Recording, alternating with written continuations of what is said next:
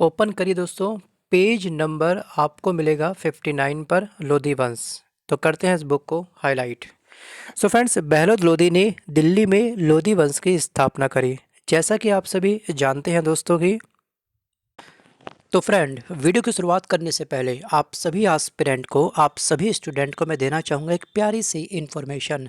आप सभी स्टूडेंट की हैवी डिमांड पर अब से हम होस्ट और कंडक्ट करने जा रहे हैं आप सभी के लिए अनअकैडमी प्लेटफॉर्म पर 2 फ्री लाइव क्लासेस। जी हाँ, जिनका टाइमिंग है 6 PM and 8 PM। In classes को ज्वाइन करने के लिए आपको सबसे पहले प्ले स्टोर से डाउनलोड करना है अनअकैडमी लर्निंग ऐप। याद रखिएगा, अनअकैडमी लर्निंग ऐप को आपने डाउनलोड करना है, फ़ोन पे अपने इंस्टॉल करना है और करना है साइन अप। जैसे ही आप इस ऐप के अंदर एंटर करेंगे आपको दिखाई देगा सर्च का ऑप्शन। सर्च करिए हमारी प्रोफाइल उमेश सर लिखिएगा और इस प्रोफाइल को सर्च करते ही आप हमारी प्रोफाइल को फॉलो कर सकते हैं। अदरवाइज़ इस वीडियो के डिस्क्रिप्शन बॉक्स में आपको मिलेगा हमारी प्रोफाइल का लिंक। आप उस लिंक पर क्लिक करके भी डायरेक्ट रिकनेक्ट हो सकते हैं हमारी प्रोफाइल के साथ। और दोस्तों याद रखना, किसी भी क्लासेस को प्ले करते समय आपसे पूछेगा आपसे इन्वाइट कोड। तो आपका इन्वाइट कोड है YTSZ10। जी हाँ, इस कोड को आप लोग अप्लाई करिएगा, अनलॉक करिए हमारी सभी फ्री क्लासेस को और अपनी तैयारी को और भी स्ट्रांग करिए। For more information check descriptions.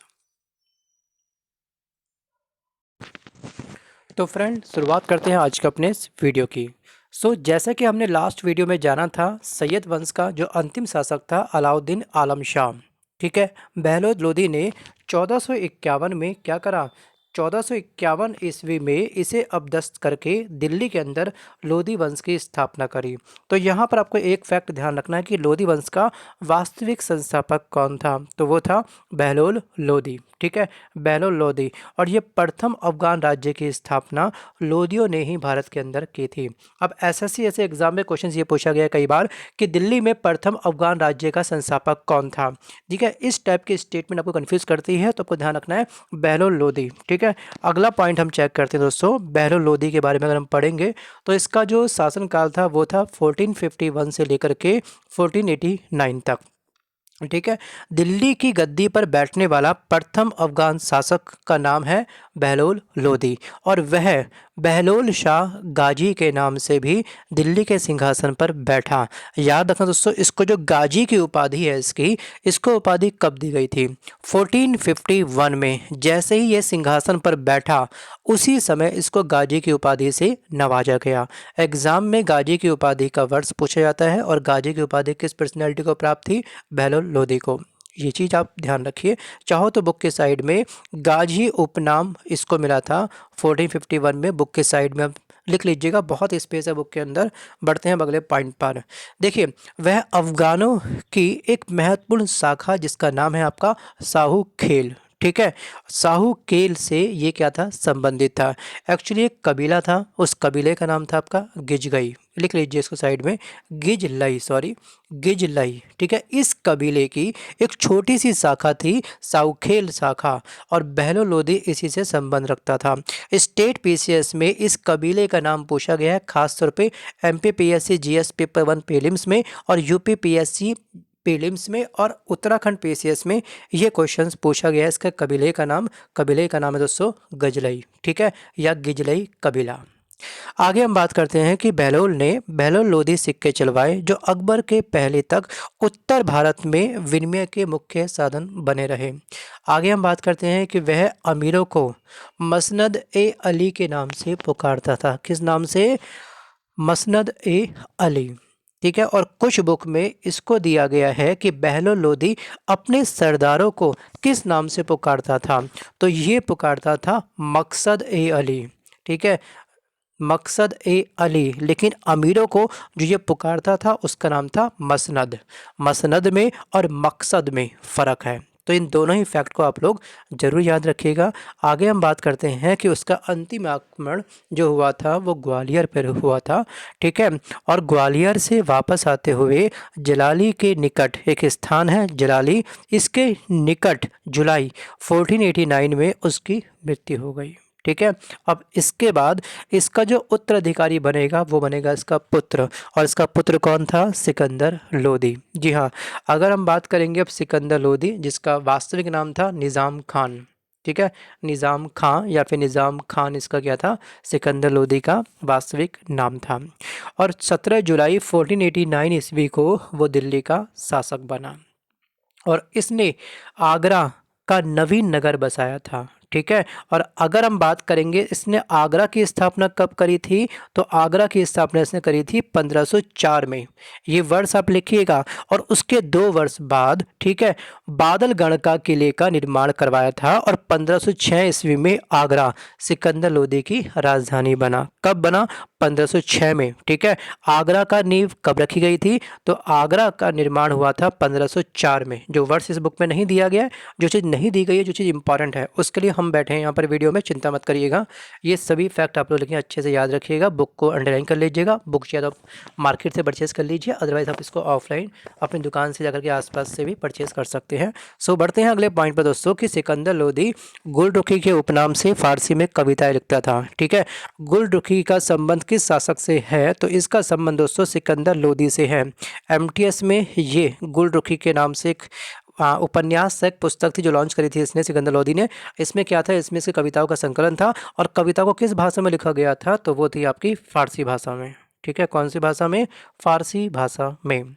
आगे हम बात करते हैं दोस्तों, थोड़ा सा और आगे बढ़ते हैं कि सिकंदर लोदी को गाने का भी बड़ा शौक था। ठीक है, गायन विद्या का इसने एक श्रेष्ठ ग्रंथ की स्थापना करी थी या फिर रचना करी थी, उसका नाम था लज्जत ए सिकंदर शाही। ठीक है, इस पुस्तक में, इस ग्रंथ के अंदर सिकंदर शाही आ गया, तो आप कॉमन सेंस का इस्तेमाल करते हुए आप ये लगाएंगे राइट आंसर अपने एग्जाम में कि इसके रचनाकार कौन थे, सिकंदर थे। ठीक है, कौन थे, सिकंदर थे। जबकि ये थोड़ा सा कंफ्यूज कर सकता है आपको गुलरुखी, क्योंकि इसमें सिकंदर का टच बिल्कुल नहीं आ रहा है। इसके ग्रंथ के नाम में सिकंदर का टच बिल्कुल नहीं आ रहा है, तो आप कंफ्यूज हो सकते हैं। तो इसको आप लोग लेकिन अच्छे से याद रखिएगा।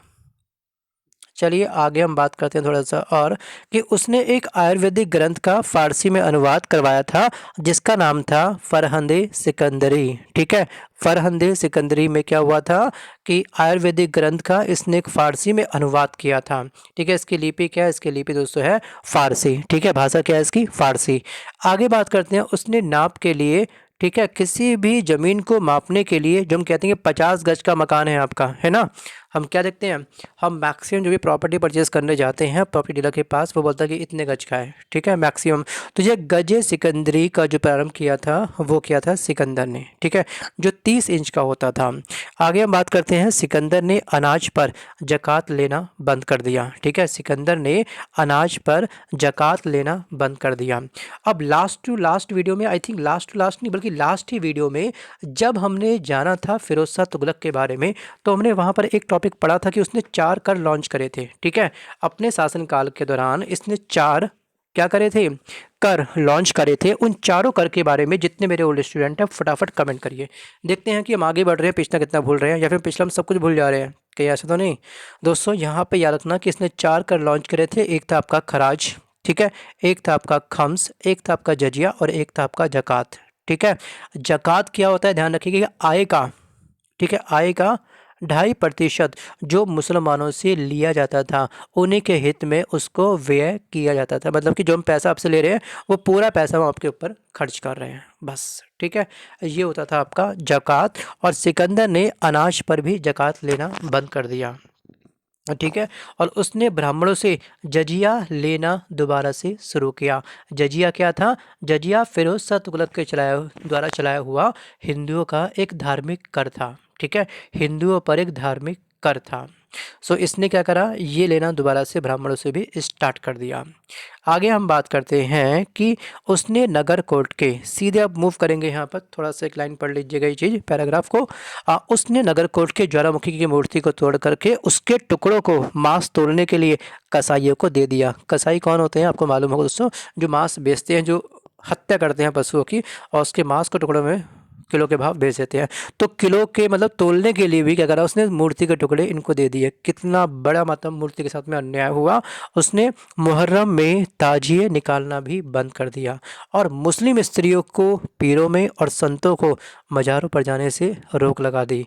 याद रखना, एग्जाम में क्वेश्चन पूछा गया कि आखिरकार मुस्लिम स्त्रियों को पीरों पर और संतों को मज़ारों पर जाने से रोकने वाला पहला शासक कौन था? कौन था? सिकंदर लोदी। ठीक है, अभी हम इसके बारे में बात कर रहे हैं।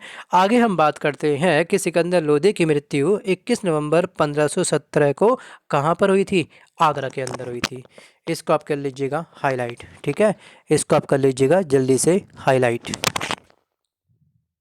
अब इस बुक के साइड में आपको एक बुलेट पॉइंट के रूप में कुछ फैक्ट और ऐड करने हैं।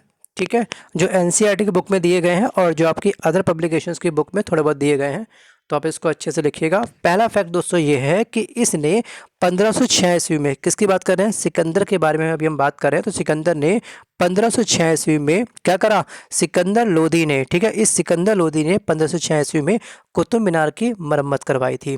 अब जो हमारी कुतुब मीनार की कुल ऊंचाई है वो कितनी है? 234 फीट इसकी क्या है? कुल ऊंचाई है। ये आपको ध्यान रखना है।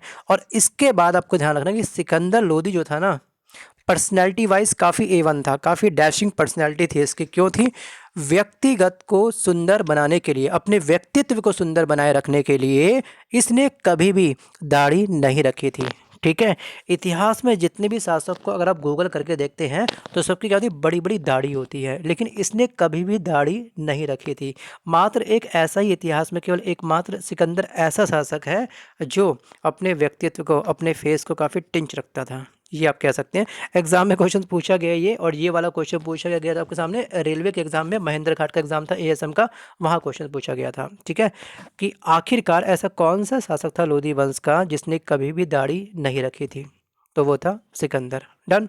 अब बढ़ते हैं अगली पर्सनैलिटी पर। अब इसकी मृत्यु हो गई। अब इसका पुत्र आया इब्राहिम लोदी, इसने शासन किया और इसका शासनकाल था 1517 से लेकर के 1526 ईस्वी तक। इब्राहिम लोदी सिकंदर लोदी का पुत्र था, जो लोदी वंश का अंतिम शासक था। तो लोदी वंश का अंतिम शासक कौन था? तो ये था इब्राहिम लोदी। ठीक है, इब्राहिम लोदी।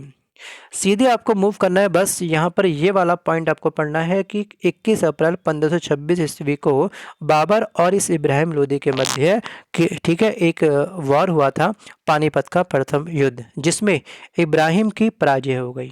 ठीक है, इब्राहिम की पराजय हो गई और वो युद्ध स्थल में क्या हुआ? मारा गया। ठीक है, और ये क्या था? लोदी वंश का अंतिम शासक था।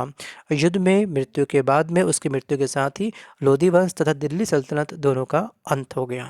ठीक है, बस ये फैक्ट आपको ध्यान रखना है। अगर हम बात करेंगे यहाँ पर कि इब्राहिम लोदी की मृत्यु से लोदी वंश एवं दिल्ली सल्तनत समाप्त हुआ और भारत में मुगल सत्ता की स्थापना हुई। अब यहाँ पर एक पर्सनैलिटी और इम्पॉर्टेंट है, अमीर खुसरो।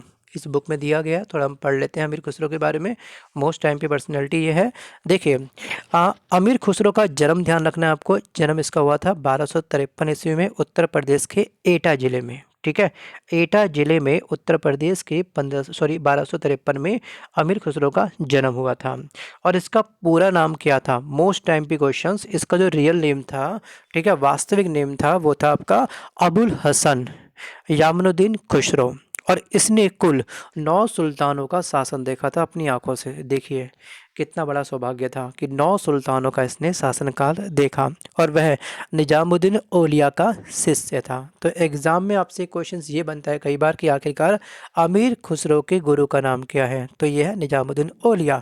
अगर हम बात करेंगे अमीर खुसरो किसका शिष्य था, तो ये था निजामुद्दीन औलिया का।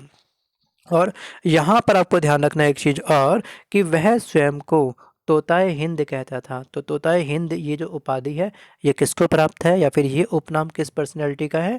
तो ये उपनाम है अमीर खुसरो का। अब दोस्तों यहाँ पे आपको एक फैक्ट और ऐड करना है कि आखिरकार अमीर खुसरो का देहांत कब हुआ था, स्वर्गवास कब हुआ था।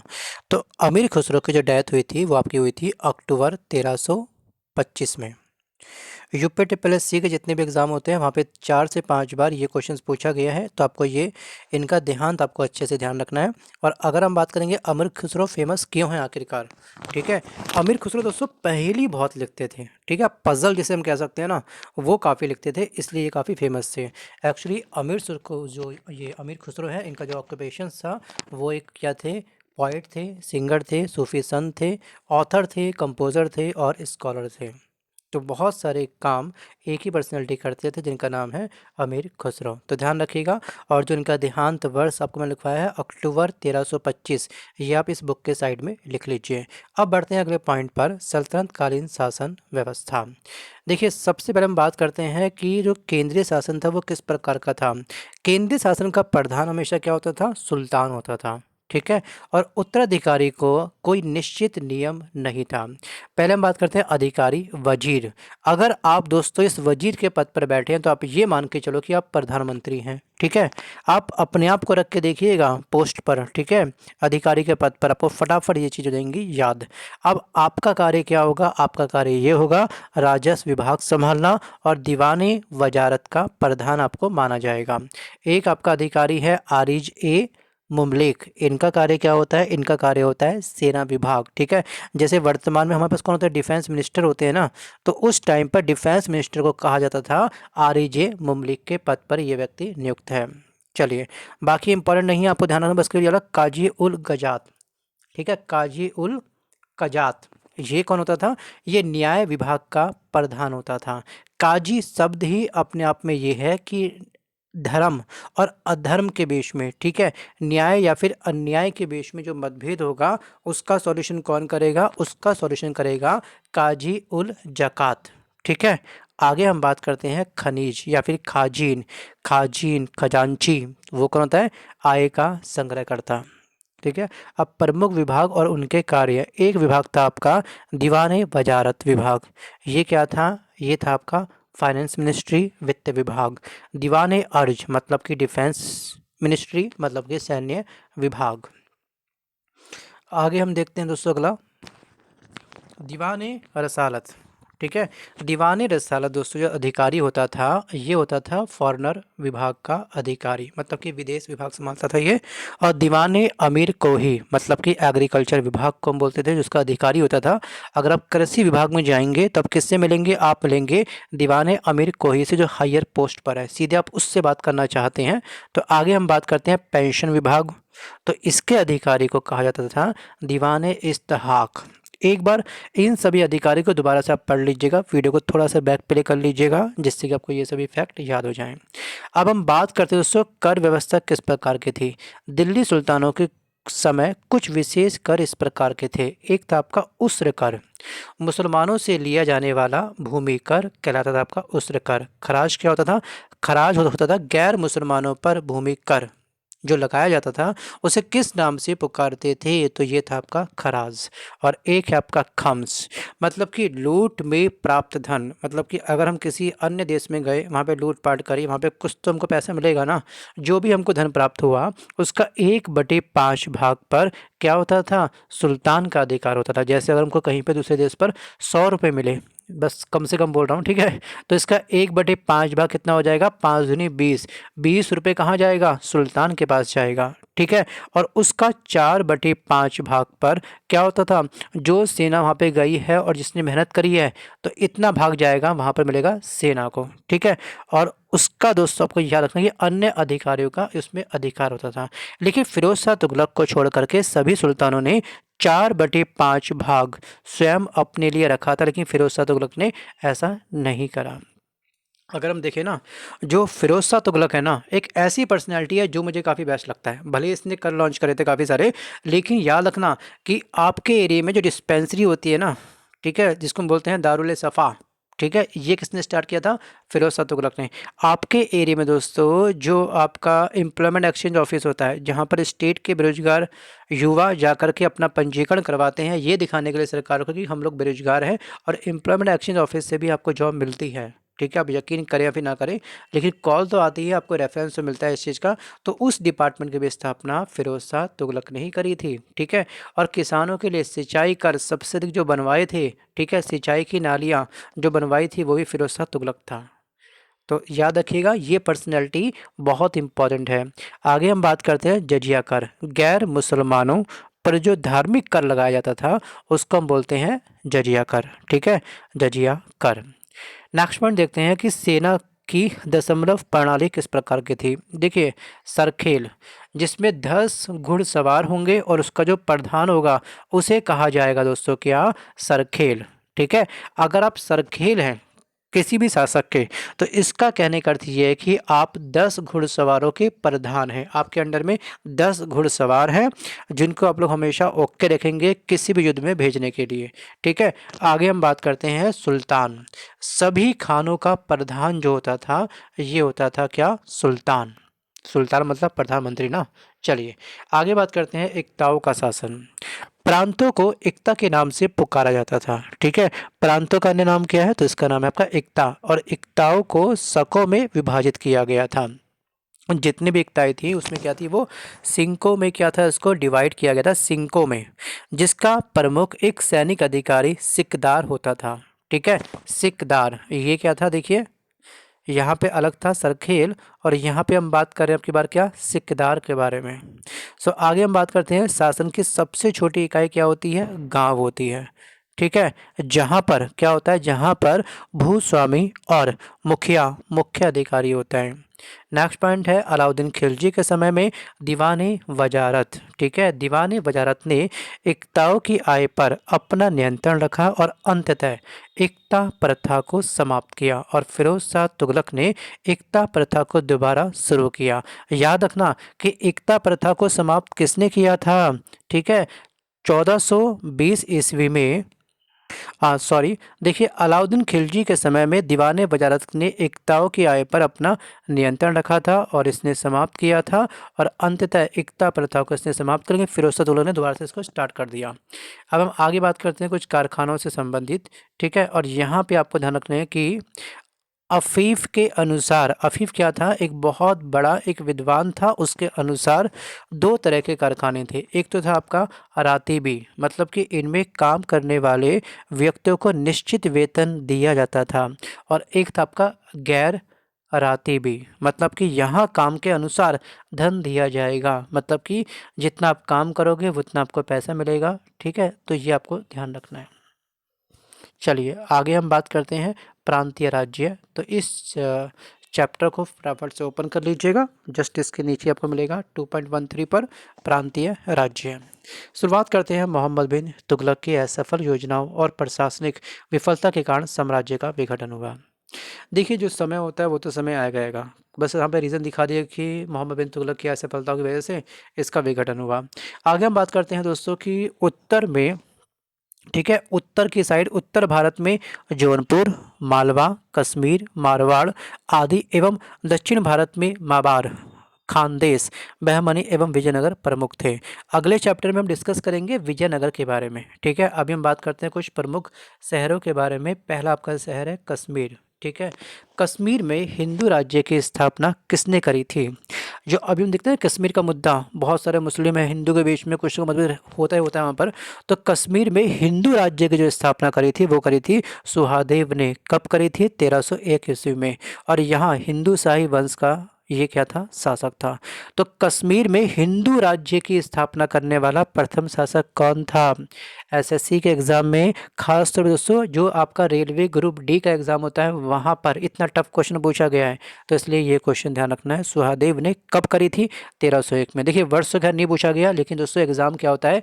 जंगल के समान होता है, विशाल जंगल के समान होता है। अगर आपको खरगोश अगर आपको शिकार किसी खरगोश का करना है तो हथियार कम से कम चीते के लेके चलो, ना जाने कब किससे कहाँ मुलाकात हो जाए। Think about it. ठीक है, तो इसलिए लेवल तो कम से कम हाई रख के चलो अपना, क्योंकि कंपटीशन बहुत तगड़ा है, बेरोजगारी का स्तर जो दोस्तों बहुत ज़्यादा बढ़ चुका है। Think about it. चलिए आगे हम बात करते हैं अगले पॉइंट पर कि शाहमीर शमसुद्दीन के नाम से कश्मीर का प्रथम मुस्लिम शासक बना और इंद्रकोट में शाहमीर राज्य की स्थापना करी थी। आगे हम बात करते हैं 1420 के बारे में। देखिए 1420 ईस्वी में सिकंदर शाह का पुत्र शाही खान, ठीक है, शाही खान जैनुल आबदीन के नाम से सिंहासन पर बैठा। और यहाँ आपको ध्यान रखना है कि महाभारत और रजत रंगड़ी का फारसी में अनुवाद भी इसी ने ही करवाया था। डन।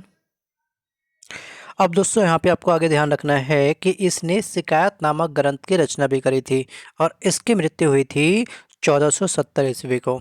अब यहाँ पे दोस्तों आपको एक चीज़ और ध्यान रखने की, आखिरकार महाभारत के रचयिता कौन है। लिखिए फटाफट से इस बुक के साइड पर कि महाभारत के रचयिता कौन है। दोस्तों जितने मेरे ओल्ड स्टूडेंट हैं फटाफट कमेंट करिएगा, क्योंकि कई बार डिस्कस कर चुके हैं हम लोग अपनी प्रीवियस क्लास में। वेद व्यास ने इसकी क्या करी थी, रचना करी थी महाभारत की, जबकि रामायण की रचना किसने करी थी, वाल्मीकि जी ने। और आपको लिखना है रजत रंगड़ी का फारसी में अनुवाद किसने करवाया था। तो ये वाला क्वेश्चन तो आपको पूछा गया था कहाँ पर, यूपी पीएससी में और सीजीएल एसएससी में क्वेश्चन पूछा गया था। लेकिन अगर हम बात करेंगे रजत रंगड़ी के रचयिता कौन थे, तो इनका नाम है दोस्तों कल्हण। ये भी आप इस बुक के साइड में एरो बना करके ऐसे करके लिख लीजिएगा। डन। चलिए आगे हम बात करते हैं थोड़ा जौनपुर के बारे में। बस जौनपुर में आपको ध्यान रखना है कि जौनपुर नगर को फिरोज तुगलक ने कब बसाया था, 1359 में। ठीक है, 1359 ईस्वी में इसको बसाया था किसने, फिरोज शाह तुगलक ने।